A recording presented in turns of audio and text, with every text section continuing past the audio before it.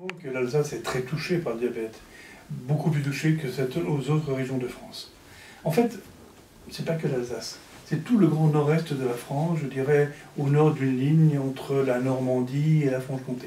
Alors en Alsace, c'est 200 000 personnes qui sont diabétiques, ce qui est quand même considérable, 10% de la population, dont 20 000 qui sont diabétiques mais ne le savent pas. Donc tout un problème aussi de dépistage et donc de retard à la prise en charge.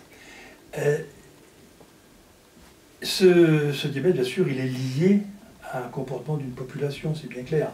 La population alsacienne, la population du nord de la France en général, a un comportement très différent, et aussi une exposition à des facteurs de risque très, très différents du sud de la France.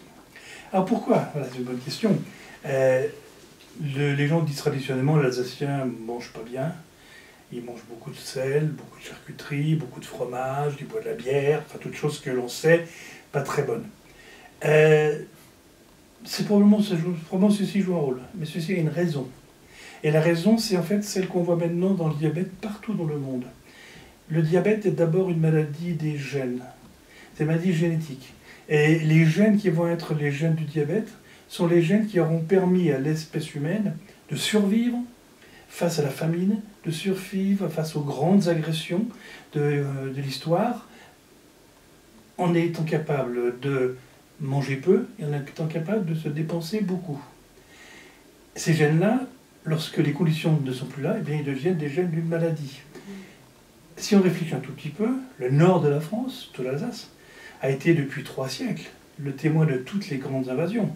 Les Allemands, les Polonais, les Allemands, les Suédois, les Allemands, qui font que finalement, cette région a eu beaucoup plus de problématiques de famine, de souffrance, et que ces conditions, ces facteurs-là, favorisent l'émergence de gènes de société qui sont des gènes de lutte contre cela.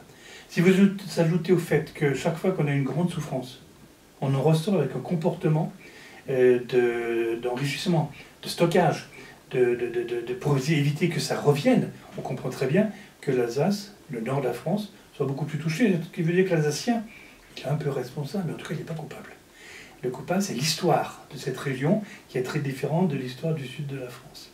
Et j'ajouterais peut-être une chose, c'est que quand on regarde vraiment cette différence nord-sud, on la retrouve aussi au niveau de l'exposition au soleil. Et que la région la plus touchée par le diabète, c'est la région la moins exposée au soleil. Et que la région la plus protégée, c'est la région la plus exposée au soleil.